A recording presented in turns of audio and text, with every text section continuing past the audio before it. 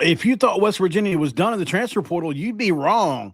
Just got finished talking to a player that is very interested in West Virginia, and there is conversations happening, and he is the top of his class in the portal that remains. A big time 4-star guy. Let's talk about him right now. You are Locked On West Virginia, your daily podcast on the West Virginia Mountaineers, part of the Locked On Podcast Network, your team every day. What is up, guys? Welcome back in. My name is Mountaineer Paul. I am your host here. We'd like to welcome you back in the Locked On West Virginia, baby, where we're talking Mountaineer football again today. And this time, pretty exciting stuff. So welcome into the show. Guys, this one's going to be brought to you by our friends at Mazda. Right now with Mazda, we put that same drive into every detail, and wins define the moment. Putting in the work defines you. Stay tuned for highlights in this week's Moving the Game Forward, because there's more to a Mazda, because there's more to you. Thanks for making Locked On West Virginia your first listen and for being a part of the Locked On Podcast Network, where we're talking about your team, the Mountaineers, every single day. All right, so where to begin? So we're going to be talking about basketball. Obviously, we have a game today, in just a couple hours, so we will go over that in the second segment. But before we get to that, obviously, I have some final thoughts on some things as well that have been happening if we have time as far as the roster goes and some things that are happening. But before we get there, the roster is not done being constructed, apparently, as just a monster defensive end has re-entered the situation here for multiple reasons. There was some academics that happened. So he had initially transferred from Baylor to Virginia Tech, really highly sought after in the portal. And unfortunately, for whatever reason, the academics, they thought the academics weren't going to work out here. Now the academics are cleared, and West Virginia is connected to this player. This is a really interesting situation. I'm going to guess the first name is Cameron Morgan. It's spelled Kamauryn. He goes by K3, and this is a 6'5", 245-pound, 87-inch wingspan, edge, bandit, hybrid, outside linebacker, whatever you want to talk about. And the top overall edge in 247 Sports right now in the portal. He's fully cleared as long as his grades stay right, I'm guessing. But, first things first, guys, this is a real edge body. This is 6'5". This is 245, 250, 87-inch wingspan. That's like, as you could pray for that and never get it, right? You don't have to squint to imagine it. It's there. And like I said, he entered the portal after leaving Baylor, appealed a fall semester grade. The appeal was approved. He's been academically ineligible, again, for all programs. And this is, unfortunately, after the things fell through with Virginia Tech. So the issue was admissions, really, here, in my opinion, and enrollment timing, because classes began on the 22nd. So admissions did not clear before the deadline, and his recruitment reopened immediately.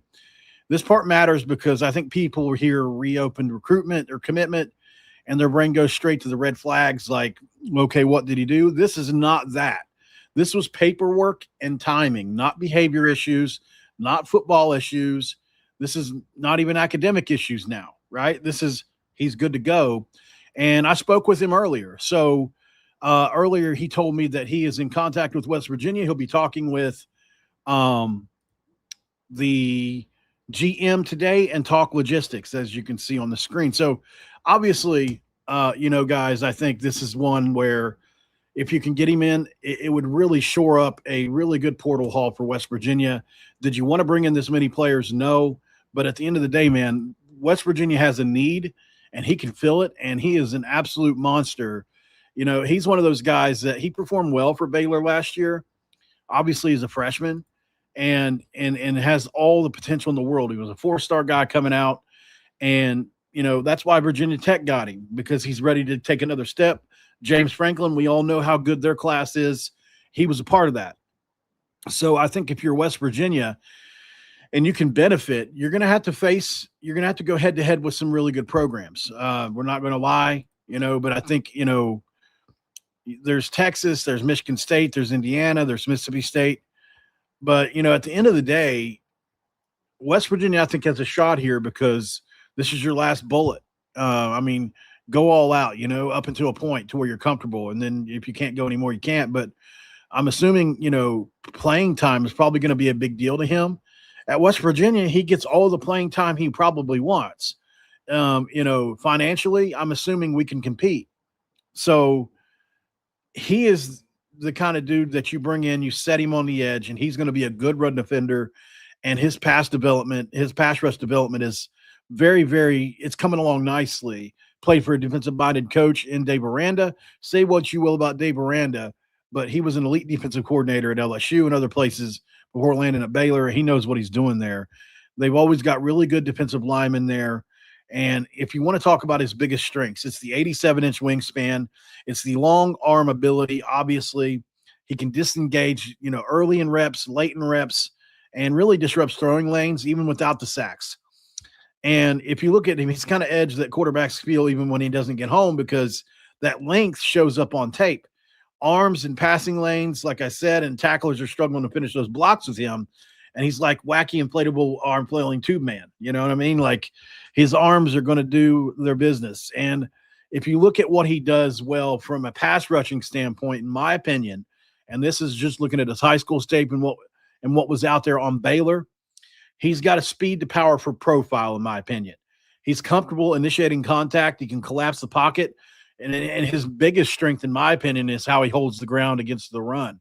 He's a guy that can stay anchored and then shed and really hit. And that's what he does really well, in my opinion.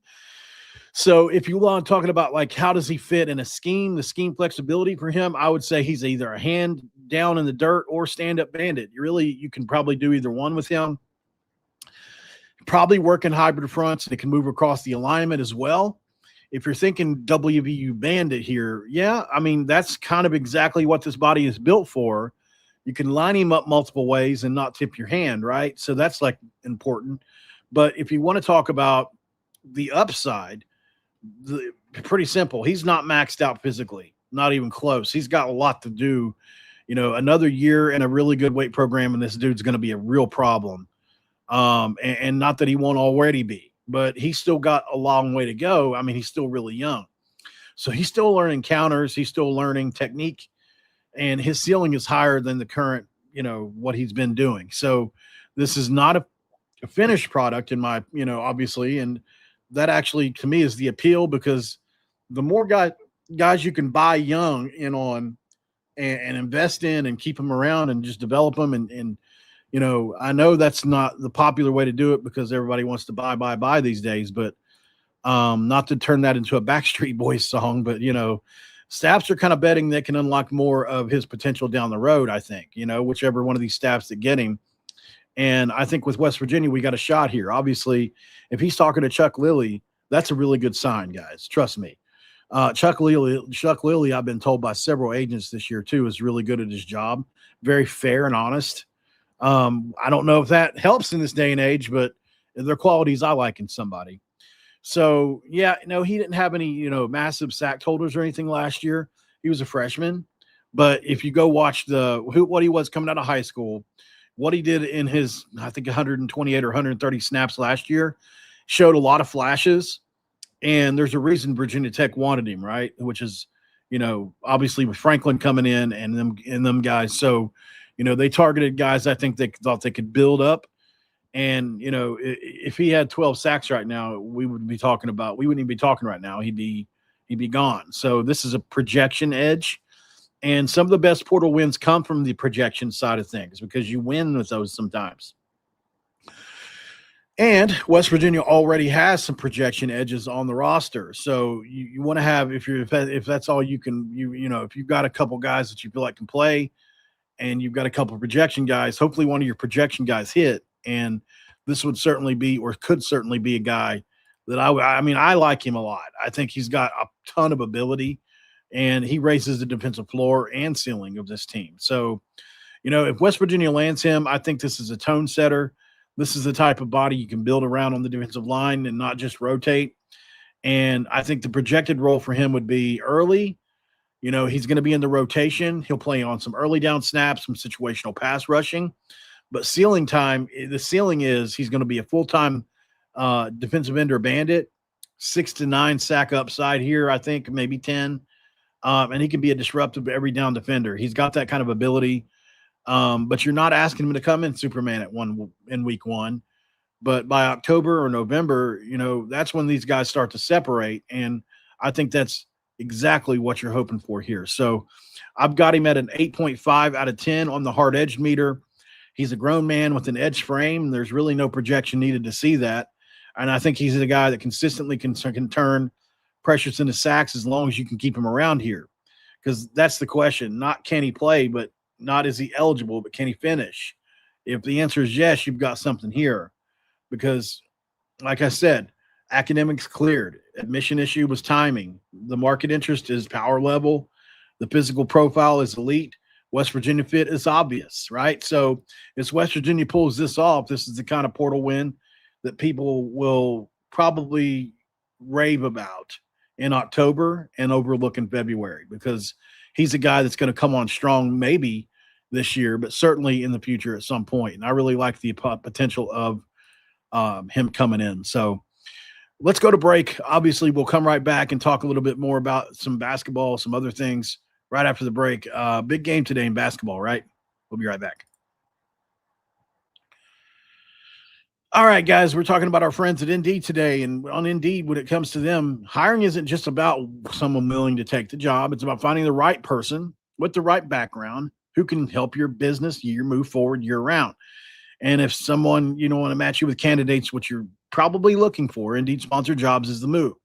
Because instead of hoping the right person stumbles across your post, Indeed helps you match with quality candidates by boosting your job listing to people who fit your specific criteria, like skills, certifications, and location. So if I were going to be hiring, by the way, like I wouldn't just want someone who can help. I would want someone with real experience who can jump right in and can do this thing, because when you get that, it saves time because you spend less energy sorting through the mismatches, which is a pretty good deal. Here's a stat, by the way, that says it all. In the minute I've been talking to you, companies like yours have made 27 hires on Indeed. So that's according to Indeed data worldwide. So if you're hiring, spend less time searching and more time interviewing candidates who check all your boxes with Indeed Sponsored Jobs. Listeners of this show will get $75 sponsored job credit to help you get your job at the premium status it deserves at Indeed.com/podcast. That's Indeed.com/podcast, where terms and conditions apply. Are you hiring? Do it the right way. Do it with Indeed. And our friends at FanDuel love to say hello, and absolutely should, because at the end of the day, guys, FanDuel has got $5 and you're going to make you come holla. The winter games are officially here, and if you're anything like us, look, if you're looking for events that you only get to see on the biggest stage every 4 years, this is it. And that's why following the winter games on FanDuel just makes sense, because you've got medal counts to individual events to finding your angle on the sports you care about the most. FanDuel gives you more ways to stay connected to the action. And look, hockey games that feel different right from the opening face-off are going to be going on, and FanDuel keeps the entire Olympic experience engaging from start to finish for you. So the winter games are on, and there's no better way to follow them than FanDuel. Today, play your game. And it's segment 2. I'm going to crack a frappuccino because I unfortunately don't have a do. But that's fine. I think let's move on to some basketball too. I'm going to save the roster thoughts maybe for later. I don't know. Because this is a Big 12 game today between two teams that both need victories, but especially West Virginia. This will be a quad 1 win, right? So this isn't a nice win game. This is a separation game because I think you have a tied record with UCF, if I'm not mistaken. Check. Sorry about that. If you're not mistaken. So in the Big 12 middle class, 1 win, you can kind of be dangerous, or 1 loss, you can fall behind. You get 2 losses in a row in this part of the year, you're toast. Both teams are 6-5. Both probably believe they should be higher, and both know that timing and location decide games in this league. UCF at home is not the same as UCF on the road, unfortunately, for West Virginia. And West Virginia has learned the hard way about travel this year and how that can flip results. The profile for UCF is this. They're 17-6. They're a good basketball team. 6-5 in the conference. They're balanced. They've got physical guards, and they're tough at home. And 4 of their 5 starters are in double figures, which tells you a lot about them. They play faster at home. They will push. They will punish lazy closeouts, which worries me for today. They're not elite defensively, but they're connected. So this is not a one-guy team. This is like a death by 5 or 6 guy cuts team. You know what I mean? So if you want to talk about players to watch in this game for them, JaMychal Stillwell, 14 points, 6 rebounds a game. He's a physical combo wing. He's kind of their go-to scorer when the games tighten up, if you pay attention. He loves attacking mismatches, which will happen today, especially if you get an Honor Huff or even maybe an Eagle Staff on this guy. He's a physical guy. I'm curious to see how Eagle Staff plays today. He loves attacking those mismatches, like I said, and I think he will test West Virginia's wing defenders physically. If Stillwell gets downhill early, UCF is going to settle in fast, and it's going to be a rough start today. They have other guys that can help, but what West Virginia needs to do in this game is disrupt them early, because UCF feeds off their crowd just like most teams do. So you want to disrupt that early rhythm. West Virginia cannot allow a 10-2 opening run, because the first 5 minutes are going to decide the tone of this game, in my opinion. So if you can survive early and get that crowd quiet, you're putting yourself in position, because, I think we need to win the unexpected score battle in this game, right? A bench shooter, a role player, anybody that can help outside of Honor Huff would be great, because obviously, actually Honor Huff, if he could just turn back into himself, but it's really not his fault. It's how teams are playing West Virginia. That's just like, I'm taking away the run, period. I'm dedicating 10 guys to the run. I gotta make you beat me through the air. That kind of attitude. That's what people are doing to Honor Huff. Well, they're sending 2 guys at him at all times. It's just the truth, because he gets us going in ways that are really hard, make us hard to stop. UCF is kind of a mid-tier team. They're not finesse, but they're not hard-edged either. They want second chances. They want scramble points. They want that body contact with their guards. So I think West Virginia must finish defensive possessions, or this can get ugly today. The wing versus wing matchups are going to be interesting today. Like I said, Eagle Staff and company, Lorient, versus Stillwell's power. If West Virginia can force him into tough pull-ups, that'll be advantage West Virginia. If he lives at the rim, similar to a Chance Moore, that's a UCF momentum game. And I think at the end of the day, what are you going to do in the front court? Because UFC stretches their bigs. West Virginia must communicate on the switches and hopefully have no lazy help rotations, because UCF wants pace, West Virginia wants control, and this game is going to be decided by who dictates the shot quality, who avoids the 3-minute meltdown stretch, right? Because West Virginia's had a few of those this year. And I think the swing factors are early foul trouble is going to hurt you on the road. Bench minutes, especially in the first half, is what you want to try not to get into.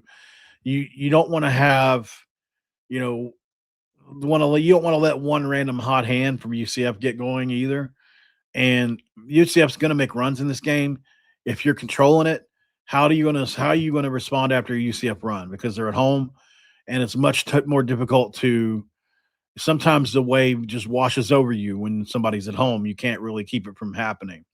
So I think this is pretty much a grown man Big 12 game. There's really not a lot of margin. There's not a lot of forgiveness, and there's probably not going to be a ton of style points in this game. And so it's about positioning. If you win, you kind of validate yourself a little bit. You separate from the clutter a little bit. You can prove that you can travel a little bit. If you lose, then you get swallowed back into the middle, and you put yourself in extreme danger of missing the tournament, because the margin is shrinking and almost will be nothing if you lose this game. you'll put yourself in a position where you have to win out against BYU, UCF, and probably TCU and another and Utah. You'll have to get like 4 wins out of 5 or 6 games or something crazy. So, this is one of those games where you don't realize how big it is until 2 weeks later. And I think this is one that you're going to see like, okay, this is going to be a game that West Virginia can absolutely, you know, kind of get ahead in, but what's it going to look like? Because for me, I want West Virginia to win the game, obviously, but I want them to build some momentum for some things to get out of this funk that you've seen in the last 5 or 6 games and figure out a way to make this team just figure out a way to make this team, not so easy to solve on offense. Whether that's bringing Forsyth into the game just for a stretch here and there and letting him shoot a 3 or 2 just to release some pressure. If it was me, I would probably put the ball in Honor Huff's hands. I would put Eagle Staff and Forsyth on a wing. I know this sounds crazy. I would bring in Chance Moore. I would have Lorient. I would have probably a mixture. I would have OBO Haas too at times, but at times I'm just saying I would bring in Forsyth. I don't know why he hasn't played, obviously, and that's I don't know, but I think he's proven to be a great shooter. He doesn't miss in warmups. I've seen many people say that, and he's made I think the only threes he's taken this year, he's made them both. He's obviously had a high.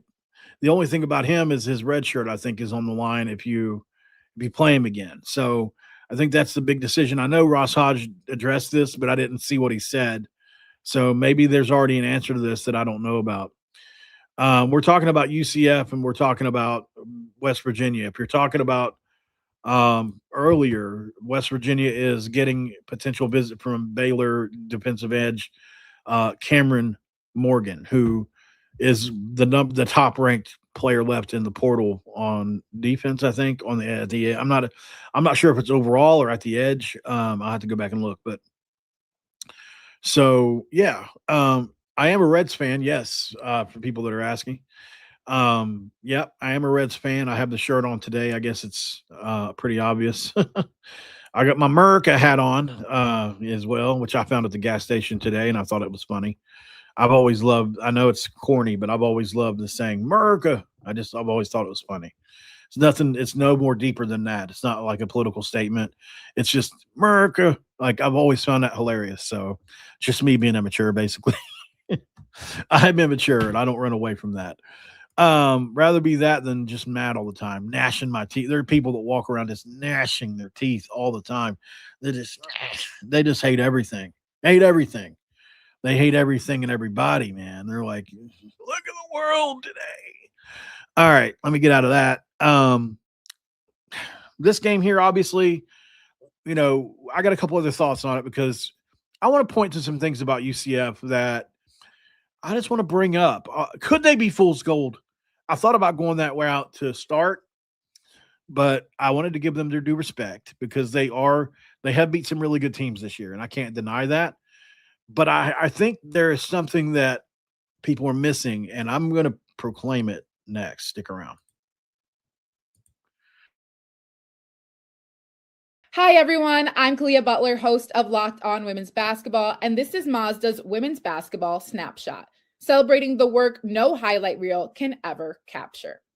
The WNBA has released its 2026 schedule featuring a 44-game regular season beginning on Friday, May 8th. The league's historic 30th season includes expansion teams Portland Fire and the Toronto Tempo, with opening weekend highlights such as Caitlin Clark and the Indiana Fever hosting Paige Beckers and the Dallas Wings, and a rematch of the 2025 finals between the Aces and the Mercury. In college hoops, South Carolina handed Vanderbilt its first loss of the season with a dominant 103-74 win. These moments are earned off the clock, those long before the lights ever come on. The sweat, the fakes, the doubt, the scrapes, and coming back for more every time. Mazda puts the same drive into every detail. Wins define the moment. Putting in the work, that defines you. There's more to a Mazda because there's more to you.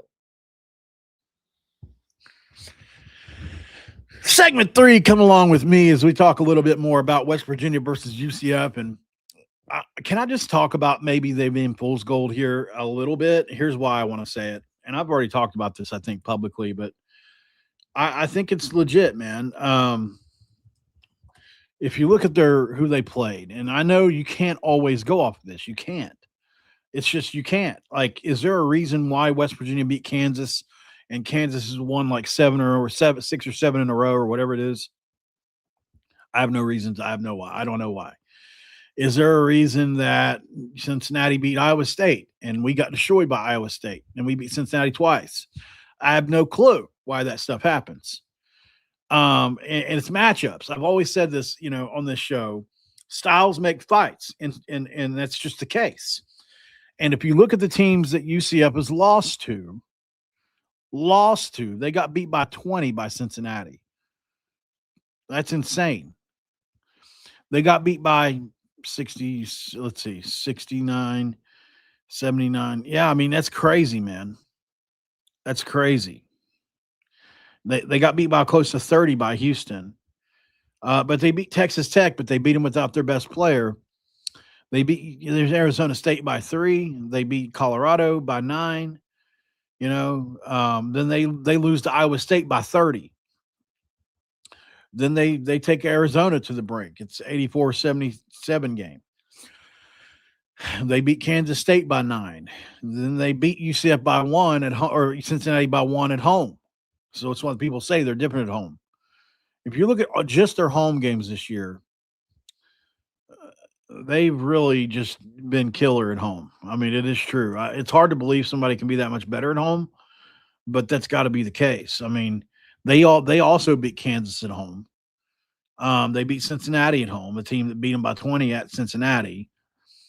They lost to Arizona, but it was barely at home. Like they fought their hind ends off in that game. They barely beat Arizona State by 3 home. They beat Texas Tech at home.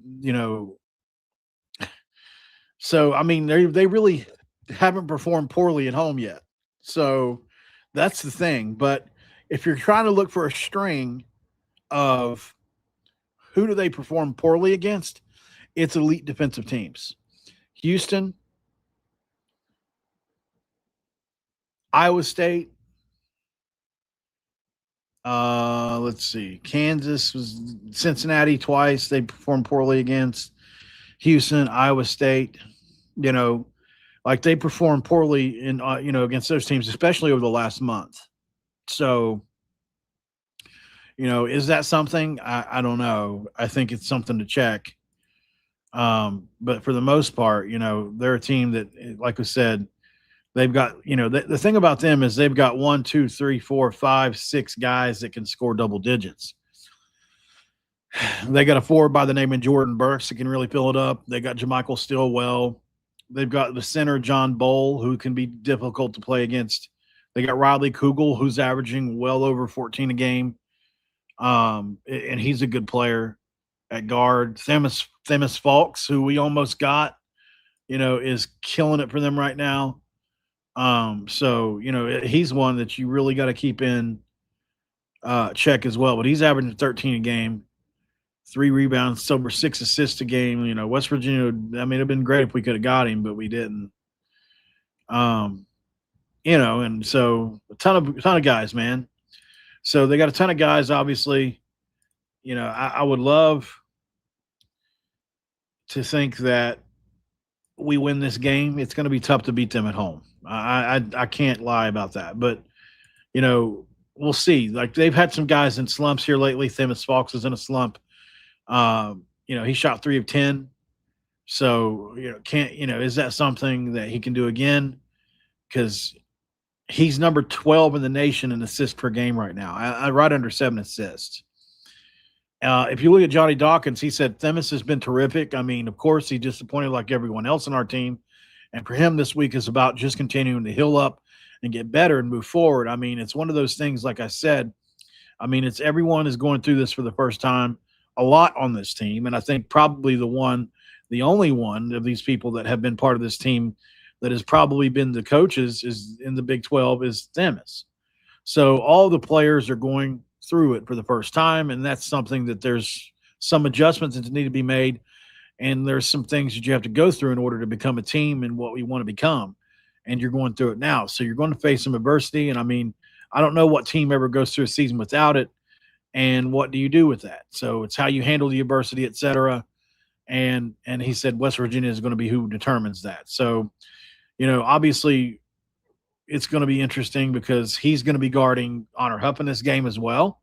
So he's going to go up against, a West Virginia defense that is susceptible to the three, right? I think at the end of the day, we can both admit that. And Fulks is a 44% three-point shooter.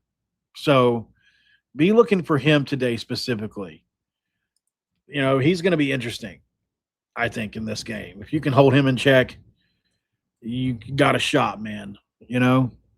I think you got a shot. So this is going to be an interesting game for West Virginia. I wish that, I knew what better how we would play from game to game, because I don't know, man. I guess you just wish that West Virginia was in the tournament this year. It's been so long since we've done it. I just, it's frustrating, man. This really is, so we'll see what happens. The game's in a couple hours. For those of you that are coming in late, obviously I talked about the football player. So if you want to check that out, go ahead and do so. It's interesting. He's got a lot of talent. It would be an enormous ad this late in the game for West Virginia. So, you could actually probably put him right there in the top 7 or 8 guys that you added if he ends up coming. So we'll see what happens today. I'll be live right after the game, post game. As soon as that buzzer hits, I'm clicking play. So be ready for that. And unless it's a close game and I have to watch right up until the very last second. Sometimes I do. Usually I've just got my phone playing while I'm setting up the show and keeping an eye on it. But, there are some times where I just have to watch it because there's no way to look away. So we'll see what the Heart Attack Mountaineers do for me today. All right, y'all. I'll see you on the next one. Thanks for making Locked On West Virginia your first listen. For being a part of the Locked On Podcast Network, we're talking about your team, the Mountaineers, every single day. There's a couple things before we go, and that is 2 things. Locked On College Football, Spencer McLaughlin, killing it over there, as always, one of the most talented guys, which I mean with all my heart, by the way. One of the most talented guys you can possibly think of in our entire business. He's that talented. He really, truly is. And also the Everydayers Club. I mean, that's obviously a big deal, and I think it's something that we would love for you to try. And if you can, we're going to put a link in the chat, but it's also, if you're listening, it's, Locked On Podcasts with an S.com /Everydayer Club. So if you're listening on audio or anything like that, just go to Locked On Podcasts with an S.com /Everydayer with an DAYER Club. And you will come into a screen that it kind of explains what it's all about and all that. So thanks for being here, guys. I will see you right after the game in Q Country Roads. We'll see you then.